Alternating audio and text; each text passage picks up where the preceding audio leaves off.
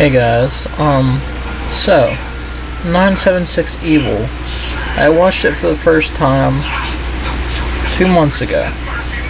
I seen that it was on Xbox Video, so my girlfriend told me quite a bit about it, so I decided to buy it, download it, and try it, and that's exactly what I did. And it was well worth the price. I believe it was $13. I might be wrong, it might have been a tad more or a tad less, but regardless, it's a good movie. Robert Englund, it's his first time that he's ever directed anything. His director debut. 976 Evil is about a creepy telephone service that has a thing where you can listen to your horoscope, which, you know, horoscope, HORROR, not you know, to be mistaken for horoscope like you would read in the newspaper or whatever. But anyways, you pick up the phone, you call this number, and a creepy voice comes on the phone and tells you this like weird like riddle of, you know, what's gonna happen, what could happen in your future, and if you pursue it or whatever. It's a pretty good movie. It stars Stephen. I'm sorry if I say it wrong. I don't know if it's Stephen or if it's supposed to be Stephen Geoffreys, the actor from Fright Night that played Evil. Ed plays a character in this movie known as Hoax, who's one of the main characters in the movie. He plays a geek that gets picked on quite a bit in high school. Well, I think it's high school, I'm not 100%. It might have actually even been in the movie and I might have overlooked it or something, but yeah, he gets picked on quite a lot, and then his older cousin is like living this biker style, like, you know, badass style. I thought when I first watched it that it was going to be all about him, but the story refocuses on Hoax in the movie, and he becomes the main character of the movie. This 976 Evil number gives him like unusual power and starts turning him into like this demon looking thing, where he starts taking vengeance on anybody who ever wronged him in his life, and people that even never wronged him in his life, as he turns more and more into like a demon looking thing with unusual, unnatural power. It's a very good movie and I would highly recommend it. So let's get to the pros and cons of this.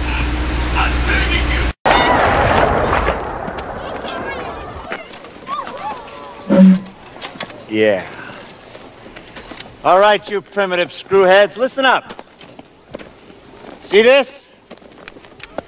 This is my boomstick. It's a 12-gauge double-barreled Remington. S-Mart's top of the line. You can find this in the sporting goods department. That's right, this sweet baby was made in Grand Rapids, Michigan. Retails for about $109.95. It's got a walnut stock, cobalt blue steel, and a hair trigger. That's right, shop smart. Shop S-Mart. You got that? Okay guys, so pros. It's a very good movie. I would highly recommend it. It's got a little bit of a weird start on it.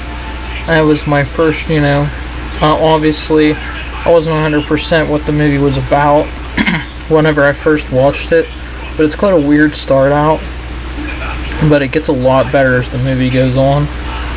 And everything about it, it's a very good movie. Robert Englund did some impressive work. The gore factor is absolutely amazing in the movie. I love that fact. The blood and gore was awesome. Like I said, the movie itself is very good. I would highly recommend it.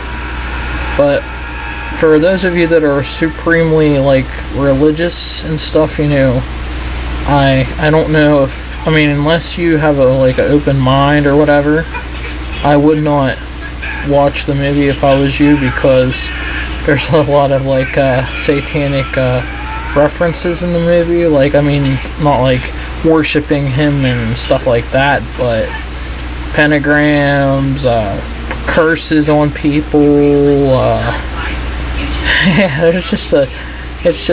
Yeah, it's really not religion friendly.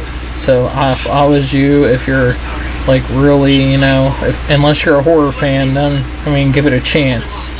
But yeah, I have an open mind, so yeah, I love horror movies, especially the ones that Stephen Joffrey's done, because they're very good.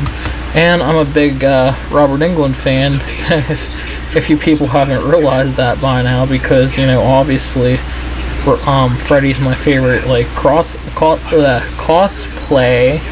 and yeah, he's all I cosplay as. So yeah, I hope you guys enjoyed this review. Next up is the cons, so enjoy.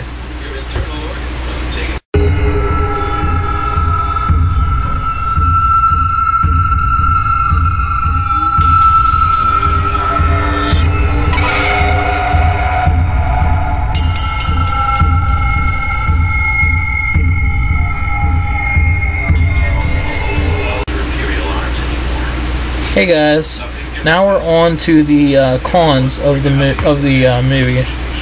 There's only like two really big cons of the movie that I don't like. Alright.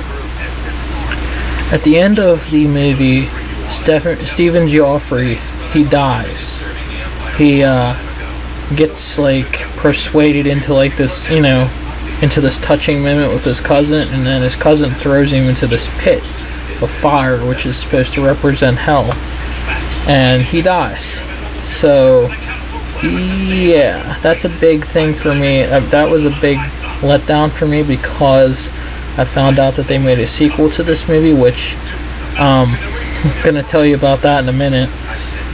I just would have really liked it if Stephen Joffrey survived, so that he could have been the character in the second movie. It would have been great, in my opinion, because he played such a great role in this movie. Now, on to my second gripe. My second gripe is the fact that they made a second movie. It wasn't directed by Robert Englund. Stephen Joffrey isn't in it, and the movie sucks. I'm sorry, but in my opinion, it absolutely sucks.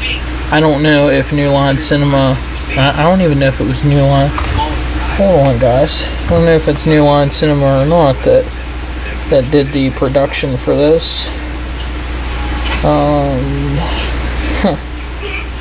Usually there is a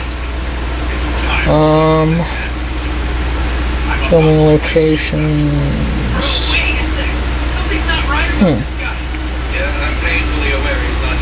Well, I'm not sure if it was New Line Cinema that did this movie or not, because if they did, then it was probably them that said, oh wait, Crazy?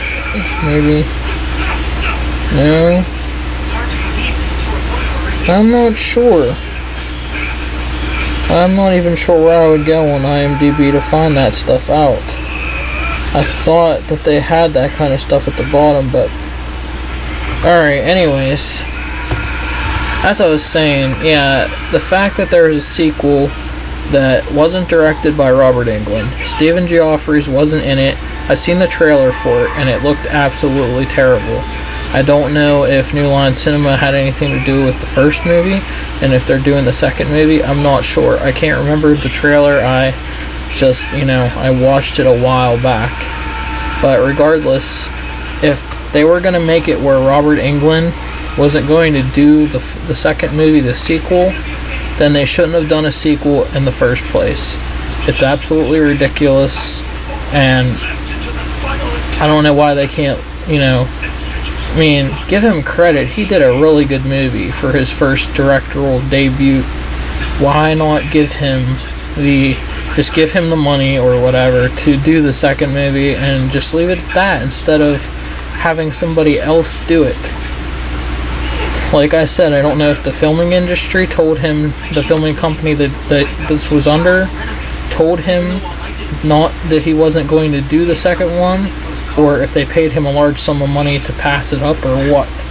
The reason why I wanted to know if it was New Line Cinema is because they fucked Kane Hodder, I'm sorry if I said his last name wrong, out of playing Jason in Freddy vs. Jason. So they've been, so they're good at, fucking people over. So that's why I, was wondering if it was New Line Cinema. I could watch the trailer. I could sit right here now and watch the trailer, but that would take more minutes away from the video, and that would make the video longer than it needs to be for this review. So, with all that stuff being said, now we're on to the verdict of the video. So, yeah, I'll see you guys in a minute. Maybe, if my mouse will cooperate with me. Alright.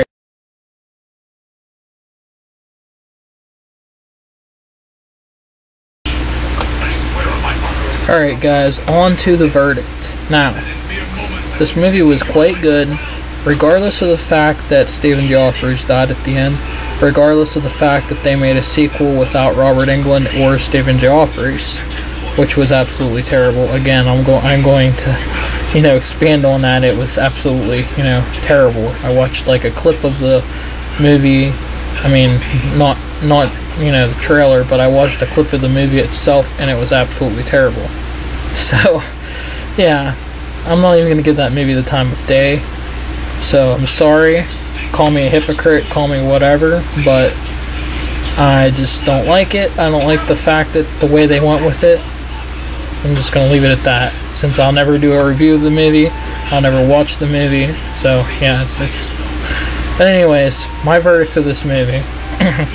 If I really had to think about it, between a rating of 1 to 10, 1 being terrible and 1 being terrible and 10 being like one of the best movies in the world, I would have to give this movie.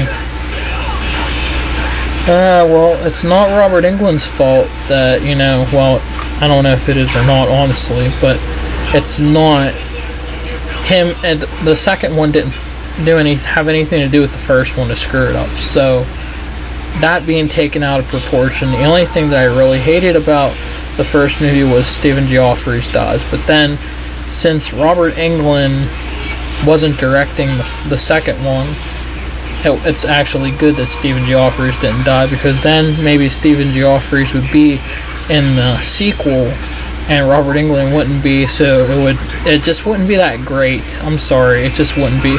I'm nothing against you, Stephen, if you're watching this, but I don't think it would be as great without Robert Englund directing it. Not that you're not a great actor, Stephen. I loved you in Fright Night, but yeah. But yeah, guys, my rating for this would be, my honest opinion, a 10 out of 10. People might think I'm being too generous because I'm a big fan of Robert Englund and I like Stephen Geoffreys, but I think that a 10 is the best rating for this movie because it was absolutely amazing. The blood, the gore, the story concept they did, it was awesome. The only thing that could have made it even more awesome is if Stephen Geoffreys just played the demon character and Robert Englund did the voice for the demon character. That would have been even more awesome. The movie would have been fan-freaking-tastic. Even more so. But yeah, that is my review on 976 Evil. If you guys want to pick up this t-shirt, it's on frightrags.com, and I believe I spent, it was $31 for this t-shirt, shipping and everything, but I think that was because of where I'm at in the country, in the United States, and I think their shipping facility is down in California or something like that. But anyways, yeah, if you guys want to pick this t-shirt up, just go to frightrags.com. I'll put a link in the description, and type in 976 Evil in their search bar, and it should take you right to the t-shirt. So yeah, if you guys enjoyed this video, please like, comment, and subscribe to me. I really appreciate all the support that my subscribers give me. They're really awesome. I wouldn't be here if it wasn't for you. Also, if you get a chance, please check out my friends over at Horror Addicts. They're also very awesome people. They do movie reviews, unboxings, and horror skits and stuff. They're really awesome people. You would be very entertained. But yeah, check them out. Give them a like, comment on their videos, subscribe to them.